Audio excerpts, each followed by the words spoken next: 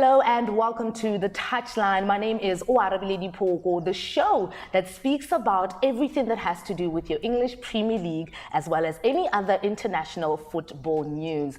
Match day 5 has come and gone, and in studio here with me, I do have Drew, I have Vincent, and I have Moja. They're here to discuss the talking points from this weekend, as well as also just throw forward as to what is to come this coming weekend. Gents, welcome to Touchline. Thank you for having us. Thank you for having us. You know what? Let us just get straight into the games. Merseyside Derby, so many talking points. One red card, another red card that could have been given, an injury to Liverpool, an injury to football, as well as so many goals to talk about. Mujalefa, you are always eager. What I told you about them Blues. What I say about Everton. Last time we were here. Very true. You did mention. Yes, you did mention Trust that. It's not a surprise to me. All the results, if you're thinking this is a surprise, they're all going to be a surprise going forward. Everton is on, guys. Don't doubt Ancelotti. He's on. But how far do Everton go, do you rate this season? Top 4. Top 4? Top 4. And who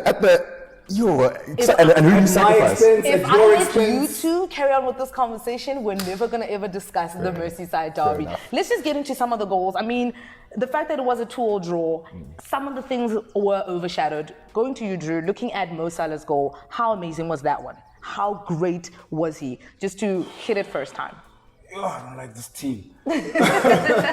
I like your first time technique. Banana shot. Lovely. Yes. Lovely. That guy's a finisher. Of note, yes. I thought he was a one-season wonder, but yeah, he's proving his worth. So.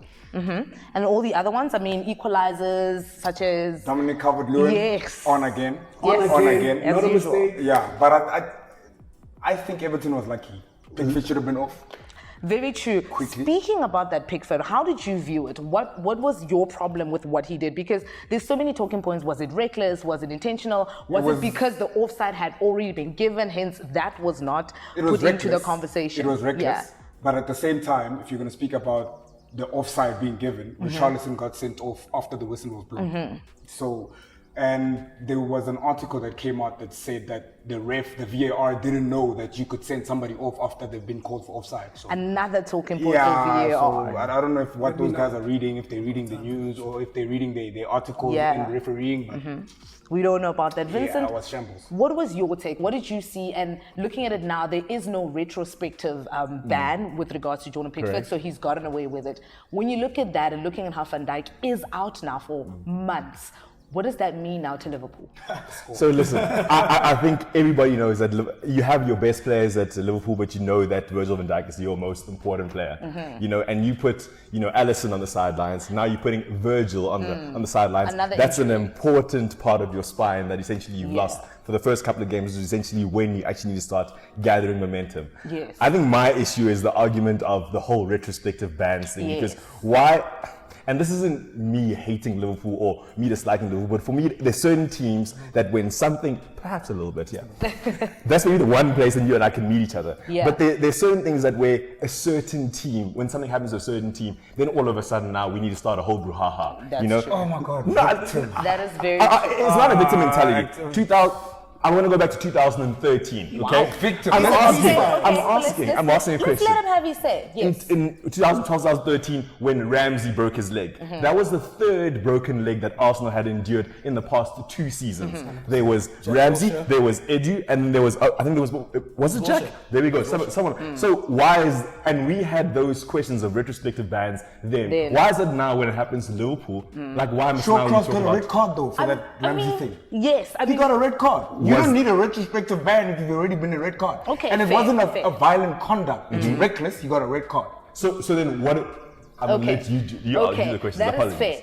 And that's part of the reason why I actually wanted to bring it as a conversation, because what are the words that we use to actually put an infringement on that kind of tackle? Because yes, during the game, you got a red card, it was reckless. And that's why I wanted to know why Jordan Pickford couldn't have gotten a yellow or red card at that point in time, or even now afterwards. Let's move on to Mujalefa and just close off this Merseyside derby. Look, the problem is that as soon as the ball is called for offside, it's a dead ball. Yes. So this becomes an off-the-ball situation. But he was in transition, in play of the ball that went out. It's like if I'm sliding, right, and then I kick the ball out of play and then I also take you, that's better. But if I slide and I miss you and the ball goes out of play anyway, I'm not going to get a red for that. You understand? The ball goes out of play, it was dead. All right, fair. Now let's just wrap up this conversation of Merseyside Derby. Jordan Henderson, yes or no? And I'm going to ask you individually, was it offside? Jordan Henderson, what was offside? Like, what I Ma- saw what is Mane his did arm was offside. offside, but Hence you I can't said score with your arm, so yes I don't think or it was no? offside. No. All right, Vincent, yes or no? 100% it was off. They do the lines. You can't score with your I arm. need trust technology. What if it wasn't the arm? What if it was the part of the shoulder? No. All right, I trust Mujalifa wrapping it up. Yes Offside. or no? Offside. All That's right. only 20% enjoyable. And now we move on to another big game of the weekend. Vincent feels very passionate about this one. It was the Manchester City versus Arsenal. Manchester City are yet to kind of lose against Arsenal at the Etihad. So it was one of those stats where we knew it was going to be hard for them, considering also Pep Guardiola would never want to lose to Mikel Arteta yet again. How did you view that game? You don't think that maybe it's just a matter of time? Because we've been picking off these so-called big teams one after another. You laugh, but Liverpool's my daily bread. I've beaten them twice in the last 3 occasions. Like, these are the okay community teams to me. shield. I don't care. Isn't it true? Occasions. Fair enough. Let's just get back to the Premier There League. we go. And this time around, you did lose 1-0. Let's talk about that loss. Looking at your starting lineup, were you happy? Look, until I see at least Mesut Ozil in the match day. So that's a no, and that just generally means you're not going to be happy for the rest of the season because I don't Ozil's think out. we're going to see him. Yes, like Mujalifa was saying, I don't know if you're going to see him for the rest of the season. So, Maybe we said our final goodbyes. Mujalifa, how did you view that game against Manchester City, their lineups, and the Raheem Sterling goal? As expected on both sides, Arsenal needs time. To be honest, it's not that they're not getting better. I'm gonna say that. Wow, thank you. No, it's not Wow. that they're not getting better. Arsenal needs time. Everything's still new. Manager's still new, and he doesn't have budget to work with. So Arsenal's maybe 2-3 years away if they sign the right players from being in a good place. So for me, it went according to plan. I expected Pep to wrap that one up. And Sterling's the man since Sonny left. What do you mean? But he didn't wrap it up. What do you mean? I mean, listen, 1-0 is 3 points in the bag, no matter how. It was wrapped out. Now, let's You lost, it was wrapped out. just listen to what Drew has to say with regards to. United fans, amazing. I think it could have gone either way. If I'm not mistaken, Arsenal created more clear-cut chances. They did. 100%. Edison They just had missed. 3 saves in the first half your alone. Captain, your dog, Obama blood clot, he missed. Obama blood clot, He yeah. missed. Obama blood But I clot, think yeah. if it was on form, it could have gone either way. You could have won that game. We could have. Arsenal is improving, like he said. Yeah, and if they give Arteta time and backing, Yes. This is a team that used to get beaten 6 in the city. Yeah. I mean, we're talking like on a regular occasion. Very and now if true, you're telling yes. me that I'm going to lose to a footballing god in Pep Guardiola and I'm losing 1-0 to a parried shot that Sterling kind of just nestled into the net and there was nothing else clear-cut about the game. I'm okay. I'll take that. Listen to how I'm going to put 1-0 losses. 1-0 losses to me mean no matter how hard you tried on that day, that one goal could not come for you. Champions score. That's how I feel Champions about score. 1-0s. And that's how it was ended. Sergio Aguero was back in the starting lineup for Manchester City, which is great for them because they really need that boost. Gabriel Jesus is still injured. However, Pep Guardiola has mentioned that just like he has to work for his contract, Sergio Aguero has to work for his new contract because he is in his last year. Tad bit disrespectful. A bit. Talk about for that. club goal scorer, top. Yeah. Top goal scorer of all time, one of the best strikers in the Premier League history. 20 goals a season at least for the first. It's disrespectful to say the least. He could walk into any Premier League team, any team in Europe, True. and start. I think for me, it's just encouragement on Pep Guardiola's side. He's always said this about players. Raheem Sterling could have a hat-trick and still he will talk about the one goal that he missed. So I don't think it's necessarily to disrespect him as a whole, but it's also to shine the light on the fact that Aguero is always injured every season. And just because you are that legend doesn't necessarily mean that the rags need to come as quickly as you think they should. I looked at it that way. I thought it was just a challenge put onto him and I thought it was good. I also think it's an issue. I mean, Guerrero's amazing, guys. But for the past, I don't know, 7-8 seasons that he's been in the Premier League, more actually, obviously since about 2010 or whatever. This He's guy's scored only made the 20+ goals, yes. he's only made the PFA Player of the Year, Team of the Year. How many times? Only like 3 or 4 occasions. I don't rate it. And that's a fitness issue for me. Yes. If you had a side like Manchester City that have Everything literally at your what you disposal. want, you get it. I'm sorry, but then you have to be fit enough to go He's there. been injured And that's in all these seasons he's been injured, right? and he still Every scores season the that guy's 20 injured, goals. he still, Top he still three. comes and he's still top three. It's him, it's Body, it's Kane. What are we talking about really?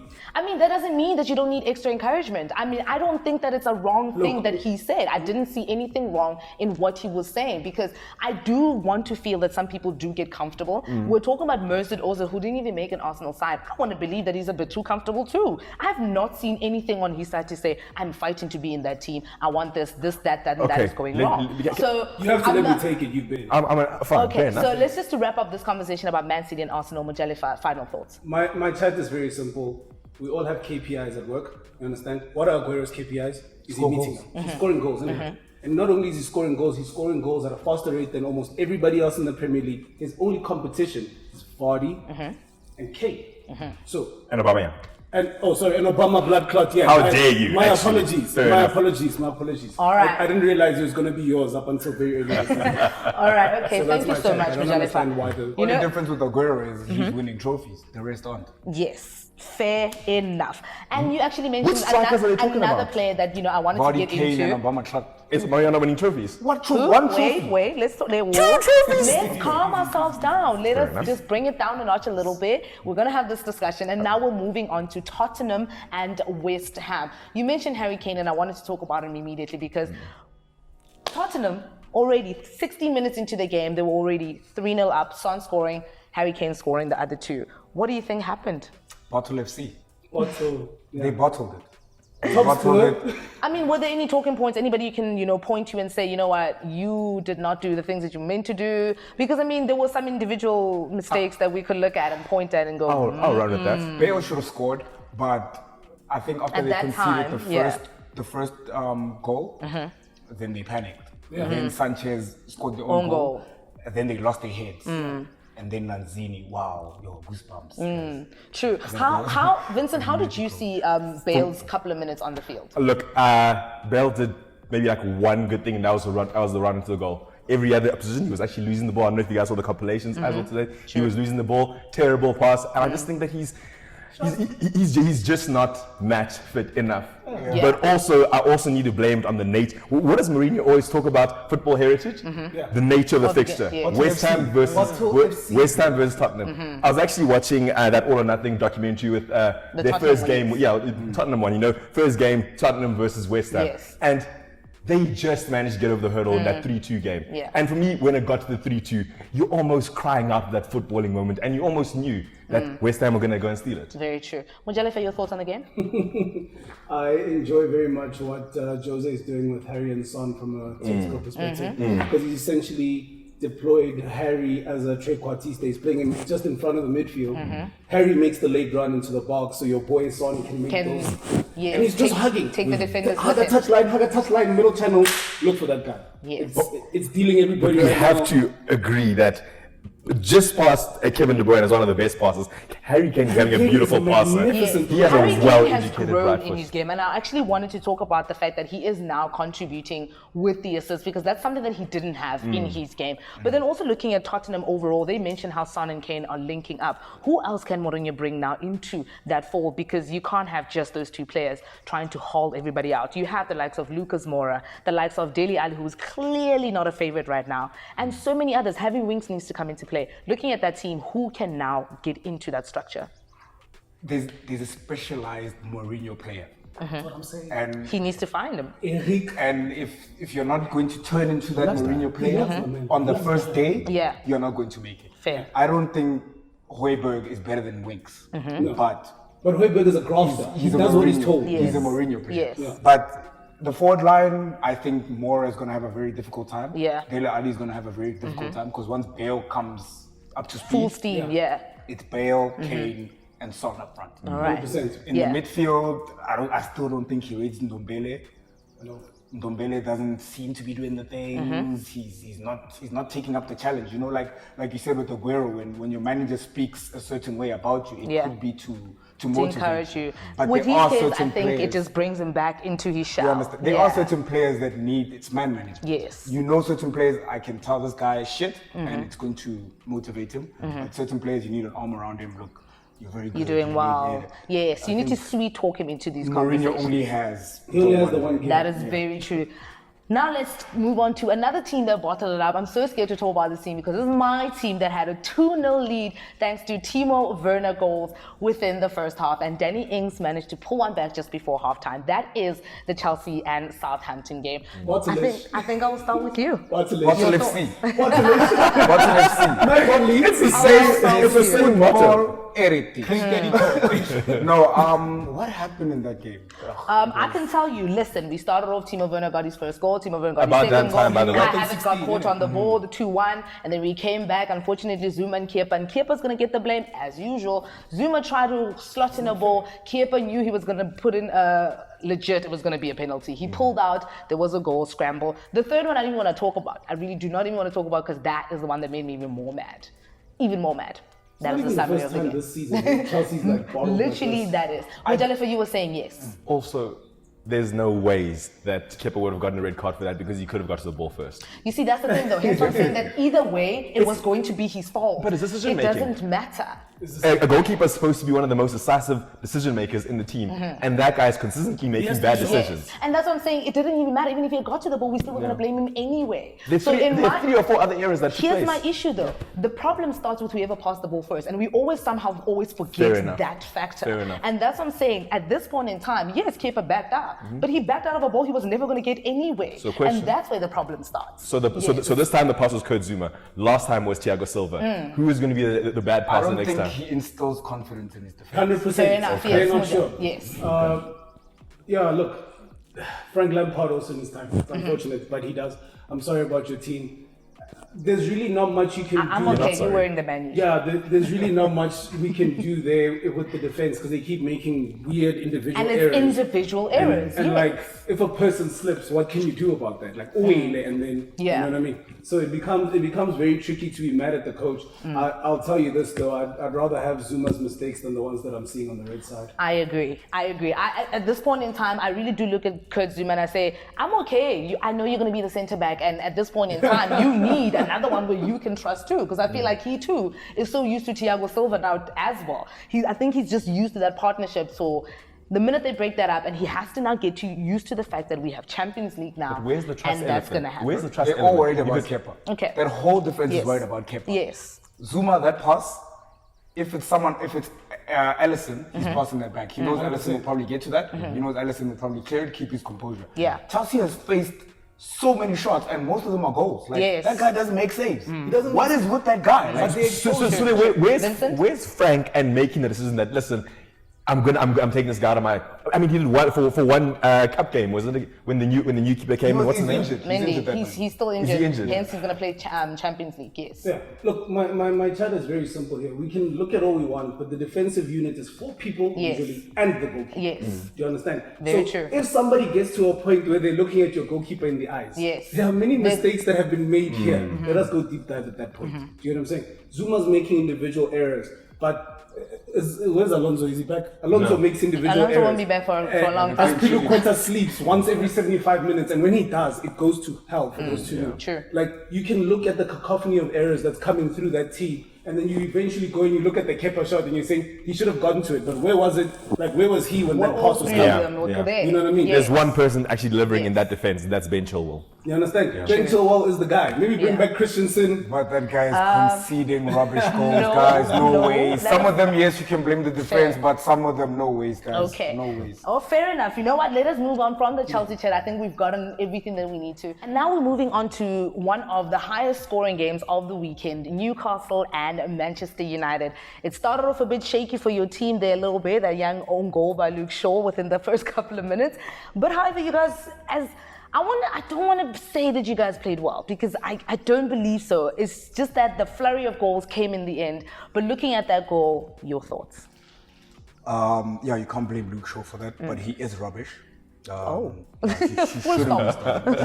He's rubbish. Okay. I can't wait for Terry to come in. Luke Shaw has had 7 assists in 7 years. That's disgusting. That's very scary. That's disgusting. Considering how fullbacks now are the main source of supply. I think when he broke his leg under Van Gaal, that just ruined him. But he's rubbish. Shouldn't be starting. You can't blame him for that. Overall, I don't think we played well. Yeah. I just think Newcastle got tired at the end. I agree, because I think they did so much defending throughout the game that they really thought, okay, maybe we can, just have a draw, because for so long it was 1-1, and they legit thought, let's push towards the end. Vincent, looking at some of the goals that came, obviously the talking point is the missed penalty, but he made up for it with such an amazing goal. What do you think? It gets to stages, I think, when I see Bruno Fernandes, step up to the penalty spot, I don't know how he's going to take it. I don't know if he's going to do his hopscotch or if he's going to go and... He didn't do the hopscotch, and that's maybe what went wrong. Perhaps so, but I don't know. United for me, it's either...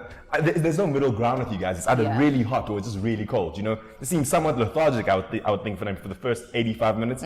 But then, when you say Newcastle got tired, I just don't think so. I saw you guys playing a brand of football that I thought, oh man, it was sexy, it was delicious, it was beautiful to watch. Those 4 goals were absolutely faultless. Yeah, they were stunners. Bruno Fernandes' goal was absolutely beautiful. Gorgeous. Even Harry Maguire got onto the score sheet and actually made headlines for all the right reasons after the red card that he got during the international break. Wan-Bissaka got his first goal for Man U, and that is something he needed, considering that we're now going into Champions League now. All those goals were counters except Maguire's goal. Beautiful counters, nevertheless. However you take the goals these days, we're struggling. As I think teams now are struggling. We are a counter-attacking team. Yes. Right? You've been. That's the thing. That's the thing. United can't be a counter-attacking team because most teams just sit back and we still can't break them down.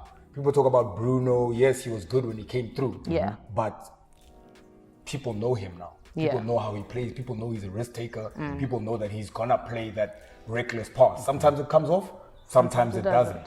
But if that had been 1-1, I don't think Newcastle goes forward. We don't counter them. Yes. If Maguire doesn't score, we don't score. We score the counters. I don't think there's anything special about it. You can't break down a team, and until we can break down a team, I don't think we're going nowhere. Yeah. Pleased. But you seem very happy with the performance, I guess. The goals may be added to that. If you score 4 goals for me, there's something to be happy about. Granted, the nature of the winning is perhaps not up to your standards or what you expect of your team, but you are the very same people that told me half an hour ago that 1-0 means 3 points. 1-0 really does mean 3 points. At the end of the day, it's 3 points, but it's also the style of play. You understand? Because that actually does play a role in the season. You can win now, 3 points now, but also in the next 3 games, you draw 1, lose the other 2 because of how you were playing already with the one that you won 4 games before. Because that mentality continues every single week. So then would you have rather lost that way and then learned those lessons and maybe didn't get the 3 points and then try to apply a different kind of... That's a good question, because we've lost to so many teams who sit back and we can't break them down. So we don't learn those lessons. It's the style of play. Chelsea fired Sarri because of the style of play. He did well. I think he won a cup? Well. Yeah. He's very you guys fired Unai Emery because of style of play. But we weren't doing well. Yeah. It got worse afterwards. Fair enough. Fair enough. Brendan Rodgers, beautiful brand of football. Yeah. Just a couple of bottlers in his team. I think it's a style of play. I want to play nicely, and if that means maybe just when was the last time you felt that United actually played? When was the last time you felt tactically you guys were okay? That's very true. Louis van Gaal. 2014. That's the last time I scary. felt we looked nice. It was maybe a bit slow. Yeah. Could have been, it's sped up, but I think we were getting there. But Louis van Gaal, I felt like that's the best manager we've had since Sir Alex. Wow. Yeah. Now we're still on this high note of winning. Another team that has been doing so exceptionally well, never expected it. Aston Villa are chilling nicely second on the log, 4 out of 4, and Ross Barkley got his 2nd goal in as many matches. What are you looking at with regards to Aston Villa? Last season literally went down to the last day and they survived. This season they came back with a new attitude. Grealish and Ross Barkley seem to be walking on water. What are your thoughts? Shades of Leicester. Remember Leicester just survived the previous season? And then but I don't think they'll win it. I was about to say. I don't think they'll win it. No, absolutely not. I think they'll probably top 10 because at the end of the day, everybody will come up to speed. True. The quality will show Yeah. at the end of the day. But they've started very well. Ross Barkley, I think he feels appreciated. Yes, I'm actually really scared that he actually might sign long term. He probably will. I don't He's think found a team Lampard will want yes. to use him. Where is he going to use him? I mean, for a long time, Barkley was Lampard's kind of favorite. Like, we knew that Yeah, that's he Mason liked Mount. him. Then he found Then he found a Mason good Mount. yeah. Yeah. But he probably will sign unless a bigger team comes for him. Okay. But Vincent, your thoughts on that game? I just think that, sometimes it's who you keep versus who you buy. True. And sometimes Jack Grealish. The Jack Grealish one that's really exactly what nailed I'm. it. Yeah. And there was so much speculation in terms of, and he had every right to get a big move this summer. I don't know if no one came knocking or the right people didn't come knocking. I think that's what Drew said, appreciation. Jack knew exactly what he was getting at Aston Villa. I'm not Captain. about to lose my captaincy, knowing how appreciated and loved I am to go to a team where I have to start over. 100%. So it's one of those situations. Yeah, but he's been an absolute, and he kind of gives me that feel of this is a guy that's going to go out there for you every day and give you 100%. And every single time he gets the ball, even if he loses the possession, but you can see at the He runs intent, back the to trying track. is there, and he Yes. tracks back, and from a captain, from someone who's supposed to be the catalyst in your side, both on and off the pitch, I think is amazing. And then you pawn, I don't know if you saw that tweet this morning when he tweets, we've got a gem in Ross Barkley. That's the camaraderie. Yes. That's the brothership you need Yes. in a guy who's essentially playing in the same role as a guy. Yeah. I think it's absolutely beautiful. And I wouldn't count that. Look, it's not going to be champions. Yeah. But if these guys are having this incredible purple patch, which maybe it isn't purple, you could probably see them in the top 10 finish at the end of the year. That is, And that would be that amazing. is I also very, think very it's a crazy. coach thing. Yeah. Because, as you said, Ross Barkley and Grealish. And they also have same McGinn. kind of player. I mean, they have McGinn Same in kind there of too. player. But they play. But a rarity of that. Of a Now player. you have fans on the red side of Manchester who say Pogba and Fernandes can't play together because they're the same kind of player. No such thing. Fit them in. No such thing. De Bruyne and Silva, same kind of player. 100%. Fit them in. Yeah. It all comes down to the coaching. And now that we're talking about Aston Villa being on that, we're going to move forward into what is to come this coming weekend. However, Leeds and Wolves did play as well. And why I wanted to combine those two together because Aston Villa and Leeds will be facing each other come this Friday. And Leeds now have just suffered that 1-0 loss to Raúl Jiménez goal yesterday. How are you looking at Wolves right now, how they started? Because they've been on a slump for a little bit, but they seem to be getting back into their groove now. Do you know, I think 2 seasons ago when Wolves were coming into the fold, and I think they finished about 6th or 7th that season, they had a great season. Following season when the Europa started getting involved, they also went through a small little slump, that you can kind of call their small little slump now. Yeah.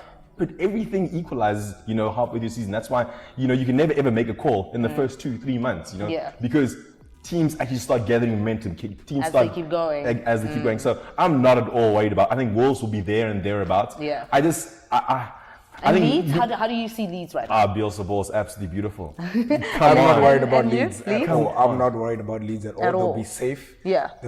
They just need to score a lot more goals than the opponent because they seem to be that kind of team where they need to score 4 because they know you're going to score 3. But they also did make a couple of signings who still need to gel. Yeah. Rodrigo is Rodrigo the still starting needs to striker now. come. He still needs to get up to speed. I think Patrick Bamford also needs to start getting into I don't the think he's Premier League. He's Premier League quality. So Wow. Rodrigo will probably push him out, and Bielsa will find a way. Okay. Trust me, he'll find a way. Now play them both. He inspires so many coaches. That's up to him. Yeah. I don't know that guy. They call him a local because he's crazy. He inspires so many coaches. Guardiola gets his play from Yeah. him. Pochettino gets his play from him. So Leeds, I'm not worried at all. All right. I'm not worried. Maybe No, top they- 10, maybe.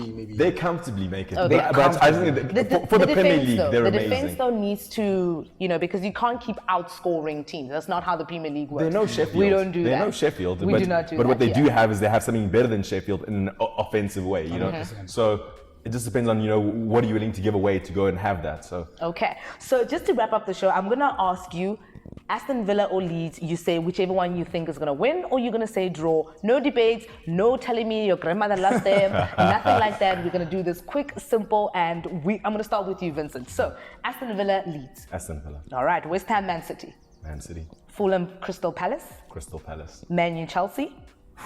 Chelsea, Liverpool, Sheffield. Liverpool, Southampton, Everton. Everton, Wolves, Newcastle. draw. Arsenal, Leicester. Arsenal, Arsenal, Leicester. Arsenal, Wolves, Newcastle. Wolves, Southampton, Everton.